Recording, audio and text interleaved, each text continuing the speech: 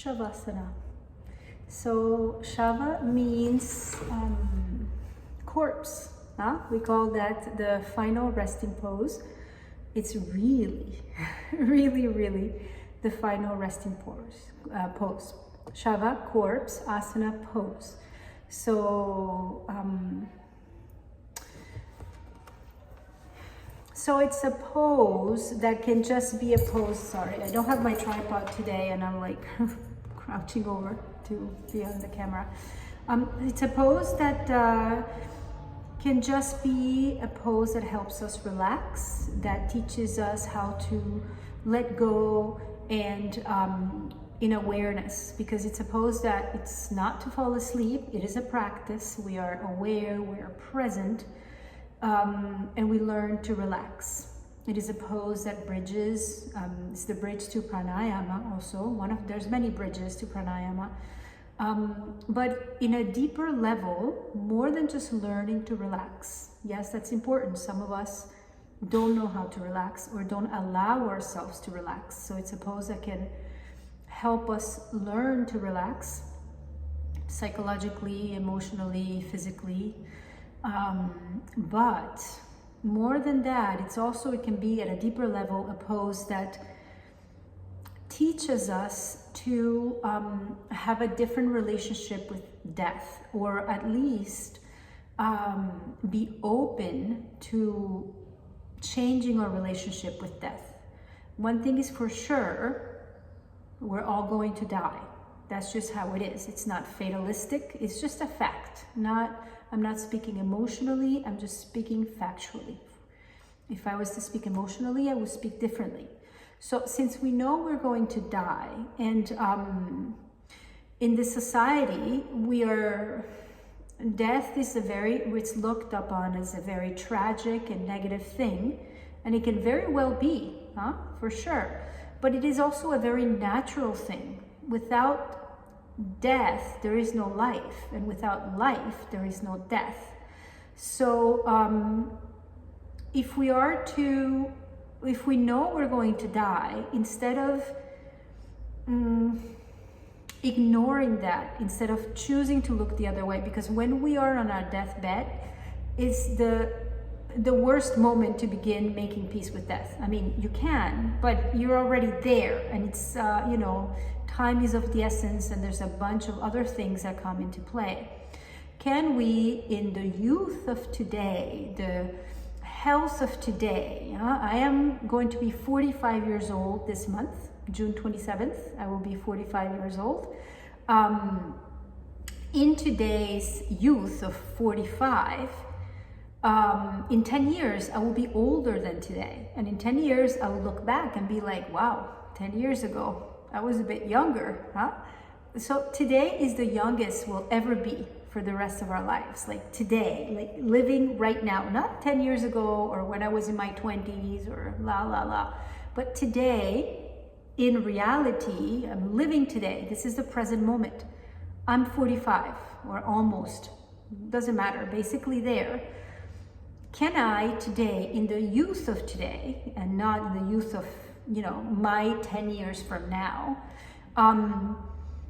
look at death in a way that it is not an obscure, fatalistic, negative, scary, dark thing. Because if I know that I'm going to die, it's part of life. So, so it's a way of doing that practice also. This can be a much longer conversation, but I wanted to introduce this, which is really important because it's not just resting, not just relaxing. The one thing that in Shavasana, in corpse pose, the one thing that separates us from the dead is the fact that we're breathing, that pran, that life force that keeps us alive. So within that observation of the breath, there is also that study and that investigation or that looking into things. Okay, so that's just a little seed that I'm planting. So Shavasana. Okay, so A yoga mat is really good because there's a softness for the bones. If it's very hot where you are, you can be on the bare floor. Sometimes being on the bare floor in India, we practice, a lot of the times we practice without mats, and it's delicious. It's on a stone, marble floor or a stone floor, and it's really refreshing. The mat can be hot if it's hot where you are. It's getting to be hot here in Arles. So, but anyway, a mat. If you're very bony and you're uncomfortable, you can add a blanket on the mat. Make sure you cover the whole mat with the blanket, not just for the pelvis or for the back, but the whole mat so that you're lying on an even surface. Have whatever you need for your head. I made the video of the 4 sides of the blanket. So this would be the closed side in the direction of the body, because that's what will give information to the neck muscles, okay? All right. So first of all, we measure the pose. I sit at the center and make sure that I'm centered, and I extend my legs, and I see that my heels are not going to be sticking out. Now my heels should not come off the mat. If you're on a mat, make sure the heels don't come off. Then I have measured my toes, I bend my knees, and I lie onto my elbows, and I see that my blanket is way too close. So I move the blanket a bit away. Okay, so lying on my elbows without moving myself in space, I stay where I am. I just kind of tuck my pelvis. I move the buttocks flesh away from the low back. So I also made a video on the different ways of moving the buttocks flesh. Sometimes it's away from the low back, sometimes is in the opposite direction, sometimes it's out. So this is moving towards the feet. Now from here, I lengthen my spine without overarching my back, and I lie down straight. And I make sure that the head blanket is under the head and neck, not under the shoulders. Once that's done, take a good breath, exhale, relax the abdomen, eyes are open.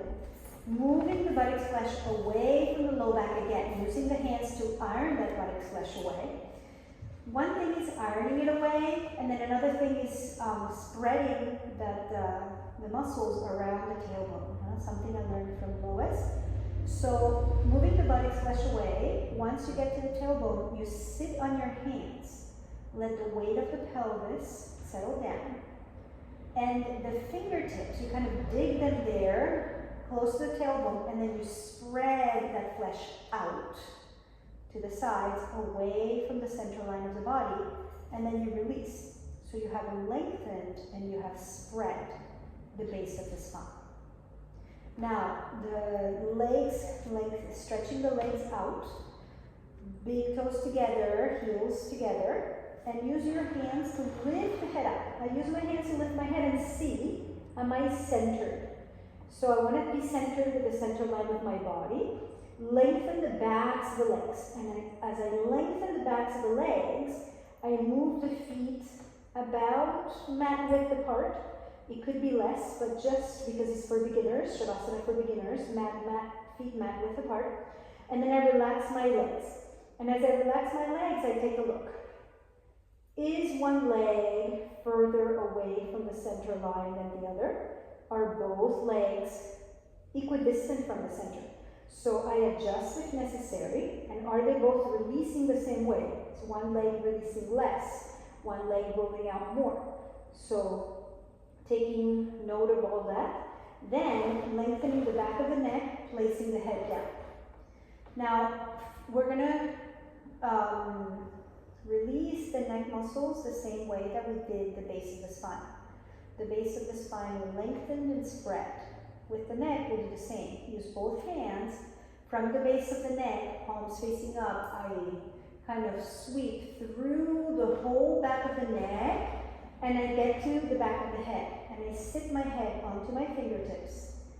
I exhale to relax the abdomen. And then, with the fingertips, I spread the skull plate at the back as I settle my head down. So both ends of the spine, it's like a cranial sacral adjustment. It's an idea that I have. Those of you who are cranial sacral professionals, you might tell me, not at all. I don't know anything about it, but it's just what I imagine. Huh? Okay, now having lengthened both ends of the spine, I observe my lumbar has a little curve. That's absolutely natural. But does it bother me? If the curve is bothersome, then I can iron the flesh of the buttocks away more with my hands, or I can put a bolster under my thighs, calves on the seat of the chair is another possibility, so that it's not bothersome. But if you just feel a curve there, that's normal. You have a normal lumbar curve. Now, let's take care of the upper body. So placing the elbows next to the waist, palms facing the face, eyes are open. We want to learn to lie down without closing the eyes right away. Closing the eyes comes a little later. Take a good inhalation.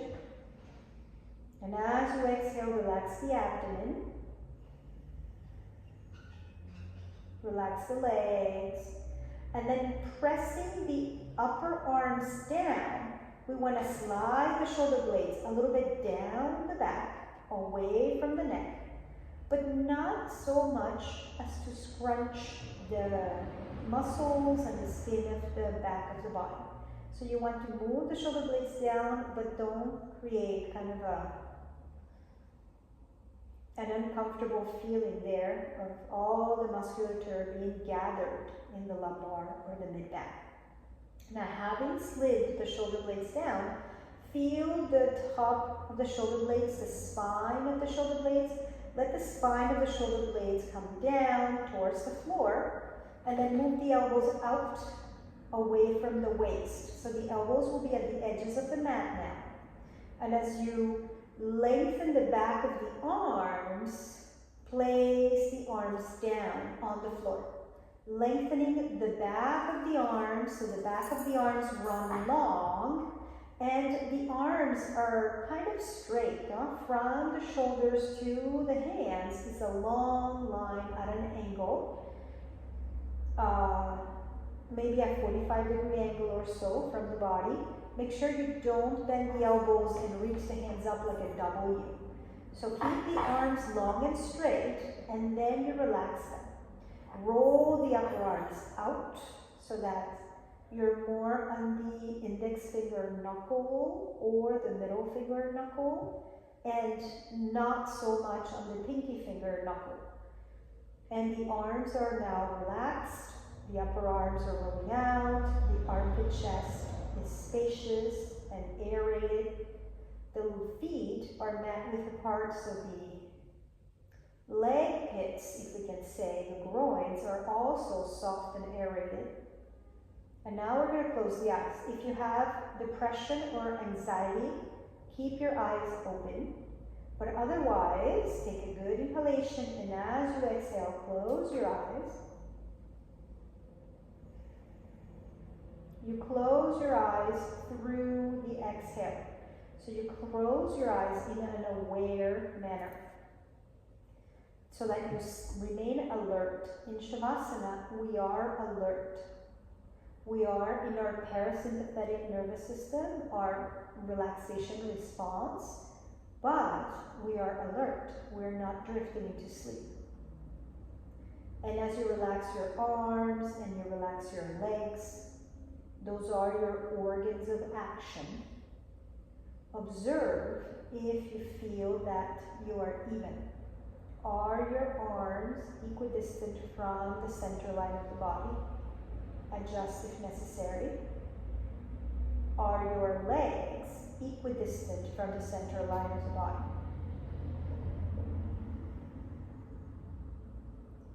Relax the feet and relax the hands. And then we're moving through the relaxation of the sensory organs, the facial muscles. So relax the skin of the forehead, first of all. We use the facial muscles to express ourselves. We use the eyes to take in a lot of information from the outside world. We use the mouth, the tongue, the lips to speak. So those sensory organs begin to quiet down. And as you relax the muscles of the face and the forehead, let the eyebrows release away from each other. Unknit the brow. Relax the skin between the eyebrows. As if the eyebrows could drip down the sides of your face, and relax the temples on the way.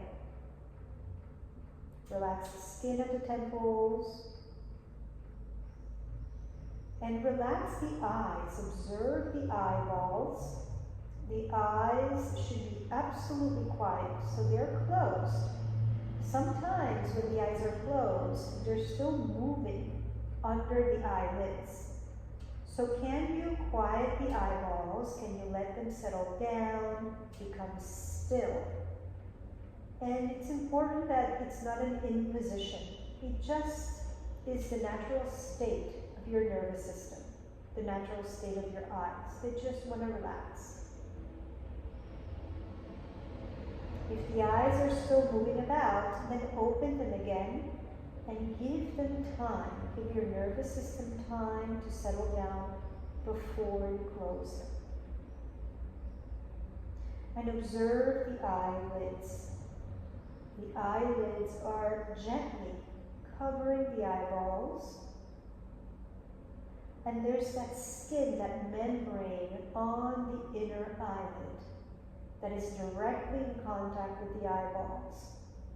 Let that membrane of the inner eyelid, let that soften so that the eyelids are not pressing against the eyes, and that softness invites a softness to the eyeballs.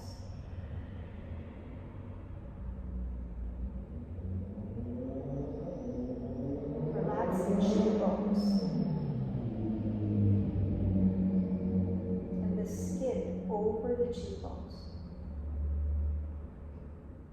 And the ears that take in sound and information, that reach out to the outside world. Let them quiet down, let them draw inwards. Let the ear canals be deep and dark and quiet. So don't even reach for my voice energetically. Let my voice come to you as you quiet your sensory organs. The lips are soft, and make sure the tongue is not pressing against the teeth. Relax the tongue from the tip in the direction of the root, and let the base of the tongue be spread, be broad,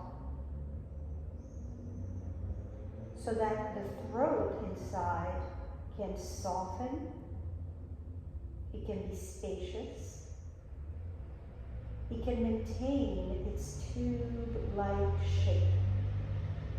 Feel the circumference of the throat inside, so that the throat is not flat and folded onto itself. Let the air pass through freely as you relax the throat. The teeth, relax the teeth all the way to the root. Make sure you're not clenching your teeth, and soften your jaw at the hinges.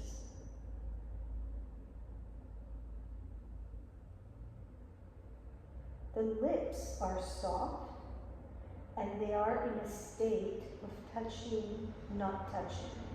The mouth is closed, the lips are closed, but they're not pressing into each other.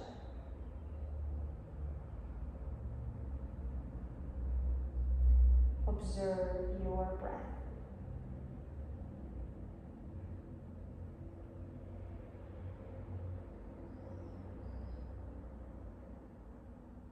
Feel the weight of the body settle down onto the earth, onto the floor. You don't have to carry yourself anymore. Let the earth take care of you. Be supported by the floor beneath you. And let go. Relax and breathe.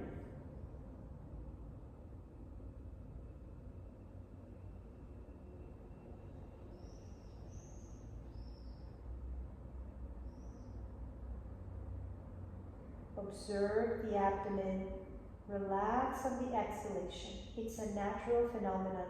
The abdomen recedes on the exhalation. Be aware of your breath and be present in Shavasana. And if you find yourself drifting away, if you're very tired, it's normal to fall asleep. But it's important to know that it's not the point. Falling asleep is not the point. And if you find yourself thinking about a million other things, then as soon as you realize that, then you just come back. Come back and pick up where you left off. Observe the breath. Observe the abdomen deflating on the exhalation. And be aware of your body and of yourself. But you know, we're not using the brain to do all this. We are using our consciousness, our awareness, which is not the same as the brain.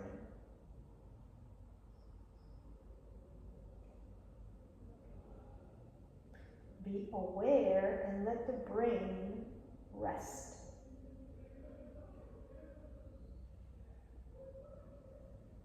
You can stay in Shavasana for up to 10 minutes, at least 5, maybe even 7 or 10. And then when we come back, we want to do so in a very gradual manner.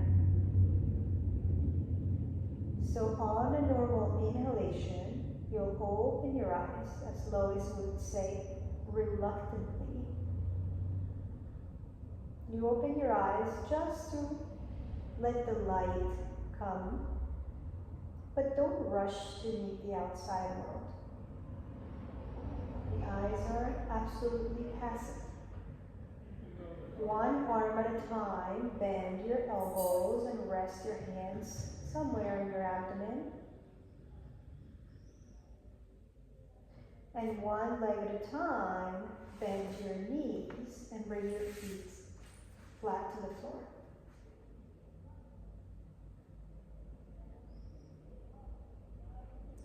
And then without lifting your head, we want to learn to roll to the side without lifting the head.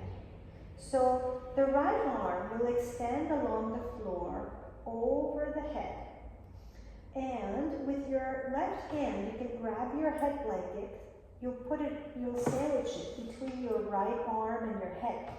So you rest your right arm under the blanket on top of the upper arm.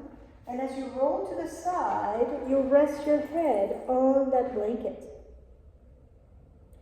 And the eyes are open, gaze towards the floor, gaze quiet, and lengthen that right side of the body. Lengthen the right armpit, lengthen the right waist. And if you have an issue on the right side, like a shoulder issue, a hip issue, you would roll to the left instead, if you need to. And then keeping the gaze towards the floor, you press the left hand and then the right hand, let the head follow. The head hangs until you sit all the way up. And then we'll sit for a moment, just a moment.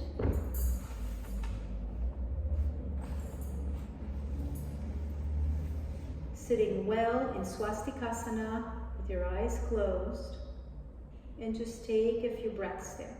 So we don't want to rush out of a resting pose. We want to learn to come out of resting poses through a quiet process and remain, linger in that quietness as long as it's natural. And then open your eyes. Okay, so that was Shavasana with some explanation at the beginning. And like I said before, you can do it anywhere between 5 to 10, maybe 15 minutes, huh? And yeah, happy practice.